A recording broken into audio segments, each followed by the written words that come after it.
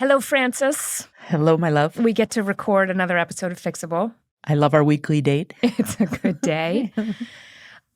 So the topic of today is meetings. Oh, it's like a great topic. Yeah, I was trying to think of the worst meeting Oh, what a great question. that I have ever been a part of. One is coming to me. This was a company I worked at early in my career, and things were not going well. And there were traces of the unwellness in the meetings. There was, causality. We're going to try to establish that on this call, but definitely there was correlation between bad meetings and bad performance. But we all got dragged in. It was a young company. We were doing something really hard, and it wasn't working. And we all got dragged into the conference room, all, 20 of us at that stage. And the head of the company asked in the meeting, his opening line was, "What are all the junior people in this company doing?" And I, in my 20-something stupidity, thought it would be a good time to ask him what all the senior people were doing in the company. So you could start the clock on how long I lasted. This reminds me of the asking the question back. When I would get in trouble, my father would say, he would use Francis as my name, and otherwise he called me Franny. And he, at one point, didn't appreciate something I was doing, and he said, he would actually call me Francis Xavier. He's like, "I don't want to hear it, Francis Xavier." And I said, at the age of 8, "Then let me not hear it from you." And then it was exactly the same energy, which is why this memory is being triggered. It was 8. You're like, we were both 8. I just happened to be chronologically 8. I was 22, but it was the 8-year-old in me. Yeah, that's awesome. The company didn't make it. And maybe there was a connection there, that the stakes of getting meetings right is higher than we all realize. Welcome to Fixable. I'm Ann Morris. I'm a company builder and leadership coach. And I'm Frances Fry. I'm a professor at the Harvard Business School, and I'm Ann's wife. On this show, we believe that meaningful change happens fast, anything is fixable, and good solutions are often just a single, brave conversation away. What are we up to today, Ann? Frances, we have a very special episode today. We are bringing on our first ever master fixer. So this isn't someone who's looking for help from us, but someone who's already earned some hard-won knowledge on a topic that they're going to share. Our master fixer today is Claire Hughes Johnson. She's the former COO of the financial services company Stripe, where she's still involved as an advisor and member of the board. Claire helped to build Stripe from a company with just over 100 employees to an organization with more than 50,000 people on the payroll. And before that, she was at Google, where she was a big part of their enormous growth as well. She's also just written an amazing book, Scaling People, Tactics for Management and Company Building. And as you can see I'm doing right now, I just like to caress this book. Listeners, Frances is cradling the book. It has all of the answers. It has all of the answers in it. These are strong words, Frances. So Claire's going to talk to us now about a topic which is very close to both of our hearts, and that is how to run a great meeting. Because as we all know, this is actually not easy to do. And what Claire is so beautifully known for is she adds zeros. She's in companies when they're adding zeros to the number of employees and adding zeros to the revenues. Yeah, so at Stripe, we're talking about millions, single-digit millions, and then we're measuring in billions. Yeah. The dollars coming in. So, and Claire will say that one of the most critical things that we can do to facilitate that is to run great meetings.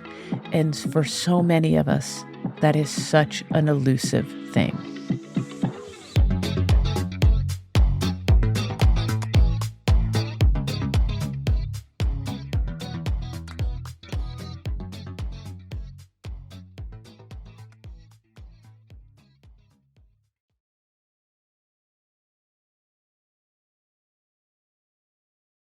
Claire, welcome to Fixable. Thank you. I'm thrilled to be joining you. We're very excited because you are our first master fixer that we are hosting on the show.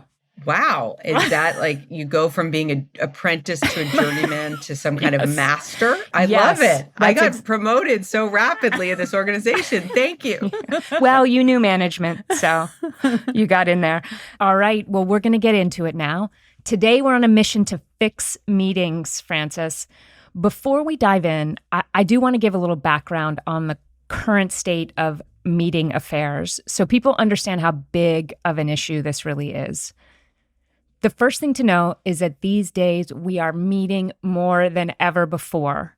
So according to a study done by Microsoft, the amount of time workers are spending in meetings more than tripled between February 2020 and February 2022. Another study from the same year found that it's gotten to the point where the majority of Americans spend nearly a third of their working hours in meetings. And it's not like we had figured this out pre-pandemic. Even in the before times, meeting bloat was costing companies dearly. In 2019, the management consulting firm Korn Ferry did a survey and found that 67% of workers said excessive meetings were distracting them from making an impact at work. I mean, that is like an astonishing statement. That is your job when you go to work, is to have an impact, and meetings were getting in the way. That same year, Doodle, the meeting management tool, which I love, released a report estimating that across the US, UK, Germany, and Switzerland, pointless meetings cost companies about $500 billion a year combined. $500 billion. What's astounding to me is that we have never met anyone who said, "Oh, good meetings," right? And so in every company, we knew it was a problem, but I just never really thought to aggregate it like this. The numbers are astonishing. So, Claire, let's get you in here. What is your reaction to this astonishing data? Yeah. You just made me think of, I remember I was in a meeting at Google, which was probably the biggest meeting I'd ever been in. We were in the biggest conference and we have, I don't know how many people are in there, 60? I mean, it was a lot of people. And as we walked out, the CFO at the time of Google was in the meeting. And I heard him turn to his colleague in front of me and say, "Oh my God, what that meeting cost." And I never, and he literally meant, I believe, the cost of the compensation of the people in that room, but I think probably also the opportunity cost of their time. And I've never forgotten that moment, because it was the first time I actually started to think, should I do the math? Like when I have a meeting, should I be looking at like what we would bill by the hour and what we were costing the company? And it is a very important question to ask yourself. Is the ROI actually positive on the 30 or 45 or 60 minutes you just spent? And unfortunately, and you're right, the answer is often no. And that is why meetings get a bad name. And what else do you think is at stake, like in addition to the literal cost? Well, I mean, I think the other thing is people talk a lot about culture. And the challenge with really bad meetings in a company is that is eroding the culture, because it is one of the purest expressions of how we work. And you have a bunch of bad meetings happening, especially if they're run by leaders in the company who are meant to be, leading. It creates a sort of insidious decline of standards. So I think that's actually more costly, frankly, than how many billable hours got wasted. And then, of course, the results. A bad meeting is probably not resulting in good outcomes. And so you're you're not moving the needle on the work you got to get done. Right. It seems like a lot of companies now are trying to deal with this problem with a very blunt instrument, like no meeting Fridays, or should we just throw in the towel? Yeah, it's like kind of a funny thing. Like, I think the medical analogy, which I don't know why this popped into my head, is like, oh, you just cut the tumor out, like just stop it. Right. And that is not this kind of problem. This is more like a weightlifting situation. This is Right. more like you're weak and you need Yes. to lift progressively heavier weights to be stronger, instead of cutting off your arm so that you don't lift any weights. I just find it so, because you cannot run a company, I'm sorry, I haven't figured out, without any meetings. Like, I don't think that's not really how humans work. So yeah, I'm always mystified by we're just going to get rid of them. Do you have a theory on why this muscle is so underdeveloped? I think it's because people don't realize a good meeting takes work and it's a skill, and multiple people involved need to have skills and those skills need to be developed, and then they need to be honed. Just like, again, weightlifting or a sport, you need to practice and you need to get feedback and you need to get better. And I think that people feel like a meeting is a thing you put on a calendar and then people show up and that's it. It's just a block of time to talk. And you're just sitting there with this white space where no one's really prepared. And that is a meeting, but it is not actually what is the best use of that time. Well, I want to get into everybody's role in this conversation because we're going to get super tactical. Great. But I want to get to the kind of upside case for meetings. You say in your book that your secret power is the ability to run a repeatable operating system for every team you manage, and that it has the same components: clear mission, stated goals, metrics that matter, similar meeting structures, and weekly and quarterly cadences. I feel like there are so many people and operators who would be surprised to learn that on your short list of superpowers, you're including the word meeting. Yeah, I mean, as I said, this is how you do the work. And yes, there's a lot of work you can do by reading asynchronously and commenting on documents and sending emails, for sure. But in my experience and in my opinion, including my strengths as a leader, the most work you can get done that's the highest impact will be with other humans in real time. And that's called a fucking meeting, everyone. It's called a meeting. Give us a little texture, Claire, on what a great meeting is. Like, how do we know we've gotten it right? And then again, we're going to figure out how to get there. But just tell us where we're heading. First of all, not every meeting I run is perfection. And I just want to be clear, so those who know me who are listening are laughing. But I will tell you my lesson that I learned repeatedly is the more that I prepare for that meeting, the better the meetings are. And the meeting type that I am famous for are what I call offsites, but they're often on-site. But anyway, they're really when you pull everybody out of the day-to-day and you stick them in a room for half a day or a whole day. The amount of time I spend preparing for that time is very high. And then the payoff is often quite high because I've actually really thought about it. So the number one thing is you've got to have the preparation, which involves, understanding why are you meeting? What are the objectives of this time? What are we trying to accomplish? You need to think about who needs to be there to meet that objective. Often we are confused about who needs to be in the meeting, and it starts to become kind of a clown car of everybody who can get into the room because it somehow signifies something. And then do people understand the agenda of time? Like, how are we going to spend the time together? Because it's important that they understand that, because you'll hear the expression, someone has hijacked a meeting. I think if someone has hijacked a meeting, maybe 5% of the time that's their fault a little bit. But most of the time it's because they did not know the purpose of the meeting or how the time was meant to be spent. And then they just made their own decision, and I don't blame them. I love that reframing. If you put material in front of a group of people, they're going to talk about what comes to mind in the absence of they're going to talk about what they would like to talk about. Yeah. And which will be the materials digested in many, many different ways. So yeah, you want to have why are we meeting? The agenda, which we were just talking about, how are we going to spend the time? So everyone's sort of expectations are set, and then the limit, meaning we are going to end. And are you putting this down on paper beforehand? Are you briefing everyone when we come into the meeting? Is this on a piece of paper labeled agenda? Is it loaded up in your head so that you can skillfully manage? Oh, no. There's always an agenda. No, one of my biggest lessons earlier in my career, which is, you learn you have to manage different people differently, and you learn there are different work styles and preferences. And I am someone who's very comfortable with ambiguity, and I'm comfortable being told with about 30 seconds notice, hey, this thing is about to happen.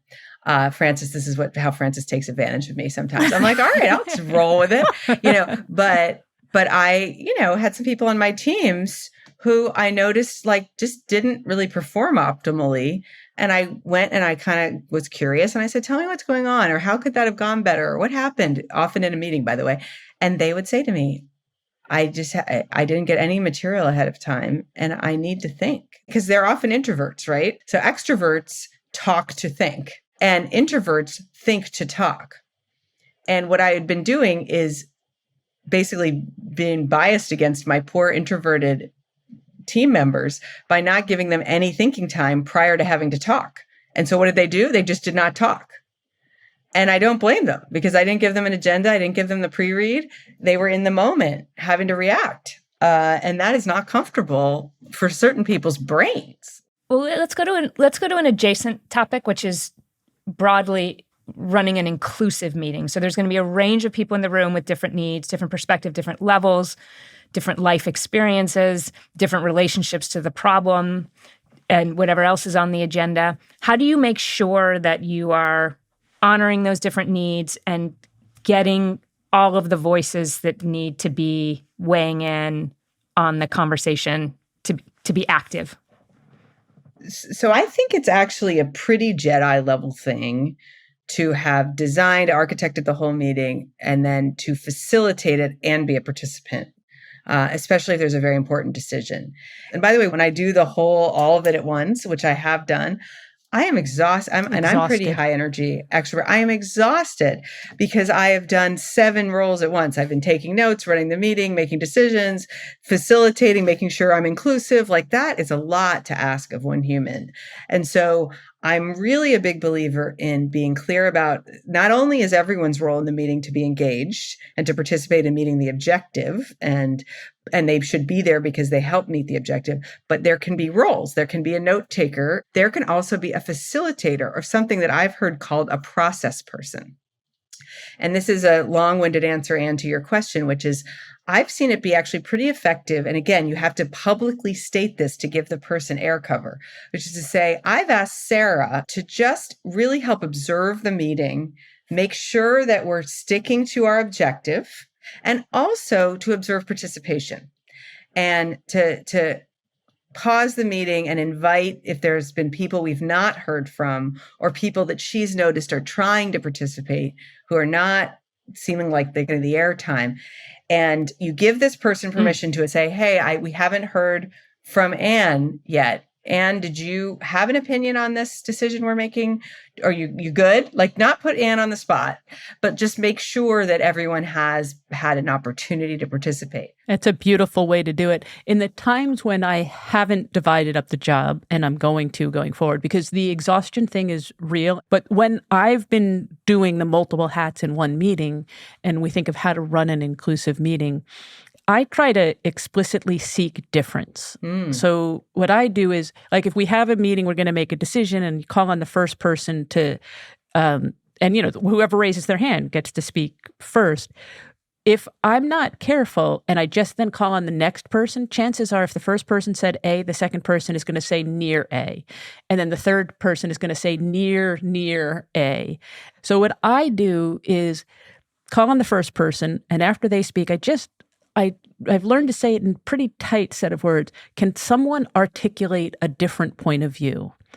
And the language there matters because I'm not asking if someone has, because for some people, particularly of lower status, they don't want to take that risk. So can someone articulate a different point of view? And then the next person says B, and then I just say that sentence one final time. Can someone articulate an even different point of view? And then we have diverged early so that we can get to a much higher convergence, as opposed to the converge early to a super low optimum. Right. Higher quality convergence, right? Because everybody has heard all of the points of view. I think that's great. And I think, Frances, you're right, because people will often just pile and say, well, I agree with what so-and-so said. And this is another form of a more subtle inclusion issue, which is when people restate what someone else has said and then act like they owned it and not really give credit to the person. And so I try to create a norm around, let's really listen, acknowledge contributions, not repeat, and add if it's really important to add. But I think you're on the right track, which is actually we're looking for more divergence. And this is where your agenda section is important, which is we're going to spend 5 minutes talking about the thing. What is it? And then we're going to spend 20 minutes diverging all the potential decisions we might make, and then we're going to converge, right? Do any of these rules change in our hybrid, Zoom-filled remote world, or is it the same stuff? The thing that's increased in the hybrid world is again, this is sort of a Stripe vocabulary word that's a real word, but the lurkers.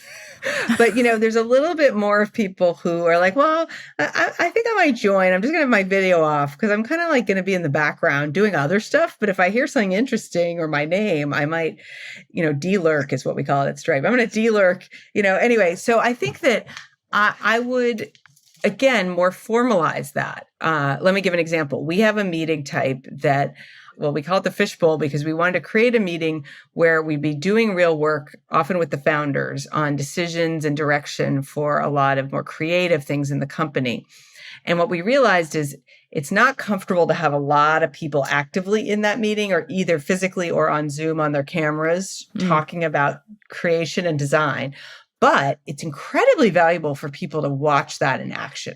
And so we created this fishbowl thing where people could lurk in and either watch live people in a conference room, seriously, with their cameras off on Zoom from another room, or now on Zoom, but with their cameras off and quiet, so that they could get up to speed on how we make certain types of creative decisions. What a great education, and great for the culture, great for everything. And a great use of technology. Like suddenly you can scale access to that meeting in a way that's not disruptive, but in a way that was impossible before. Well, thank you for saying. I will take a little. I came up with this with our head of product marketing because we were frustrated that we couldn't scale some of that tacit knowledge. But I think taking advantage of what's happening in the hybrid world more is the name of the game. But making explicit, people need to be told because we all have different expectations, right, of what's going to happen when you're on your laptop talking to somebody. How do I know if I should be meeting in person? I just always had the position that you can't run virtually for too long. And too long can have different definitions. But in the case of me, basically the initial sales leaders for Stripe across various countries. And I was like, guys, look, we're going to travel to be together once a quarter. And so one, I want to set that expectation and that like being part of this team means we're going to be together once a quarter. And for some of you, that's going to be harder than for others of you. Some of you are driving 40 minutes and some of you are flying like 7 hours, right? Or longer, Asia, And I think they got that it mattered because we were new, the company was new, we hadn't gelled. But I think spending quality time in person means you can run fast when you're apart. So I would never let go of that. I think then you just have this slider scale of like, how much friction is it to be in person? And then the stakes just have to be higher. If it's a lot of friction, the stakes are going to be high.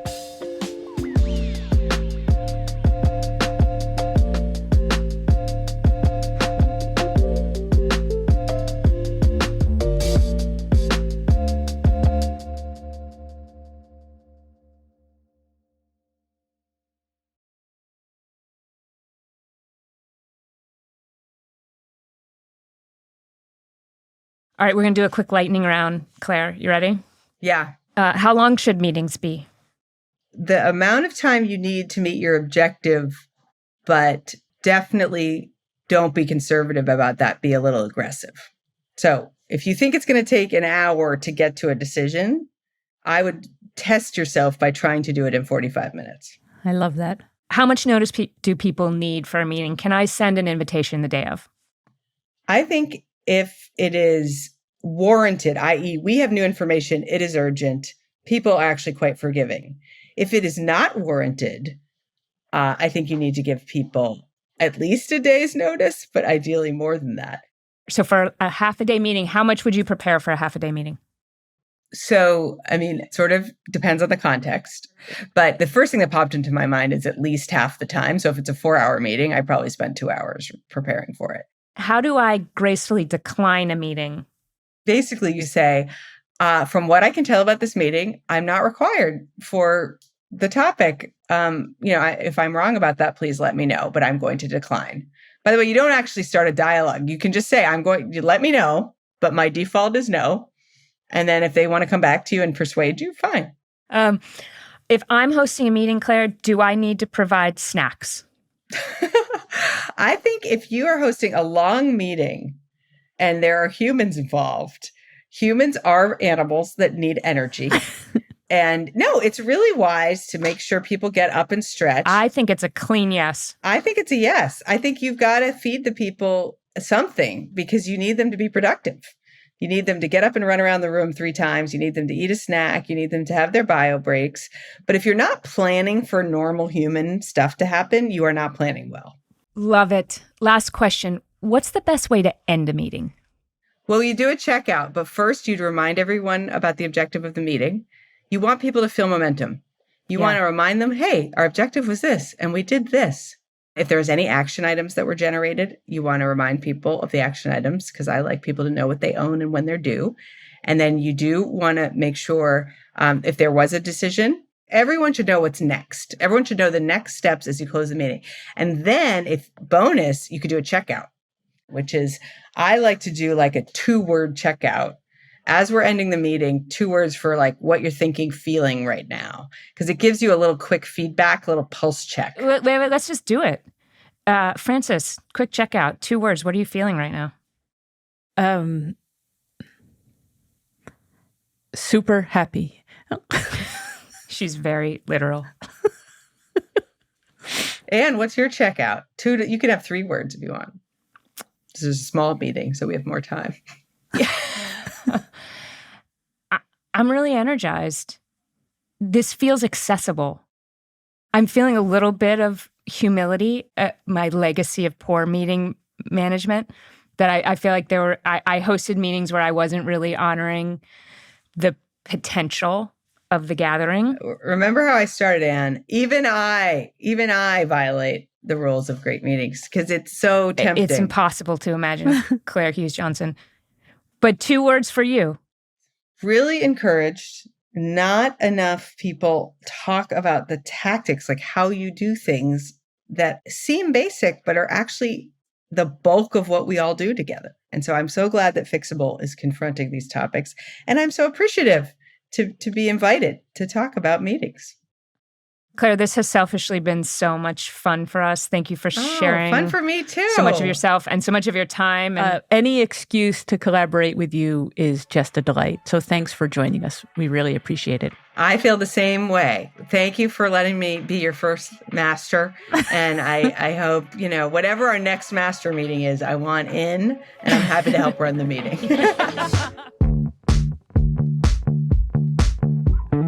Thanks, everybody. This is our show, Fixable, with Anne and Frances. We want to hear from you, too. If you want to figure out a workplace problem together, send us a message. Email us at fixable@ted.com or call us at 234-FIXABLE. That's 234-349-2253. We look forward to the next time.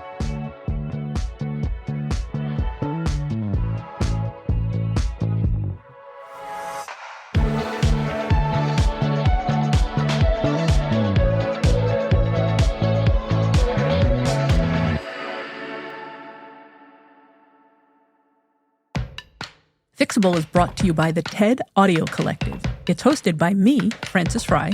And me, Anne Morris. This episode was produced by Isabel Carter. Our team includes Isabel Carter, Constanza Gallardo, Lydia Jean Cott, Sarah Nix, Jimmy Gutierrez, Michelle Quint, Corey Hajim, Alejandra Salazar, Ban Chang, and Roxanne Highlash. Jake Gorski is our mix engineer. We'll be bringing you new episodes of Fixable every week, so please make sure to subscribe wherever you get your podcast. And one more thing, if you can please take a second to leave us a review. We love hearing from our listeners, particularly when they have nice things to say about us.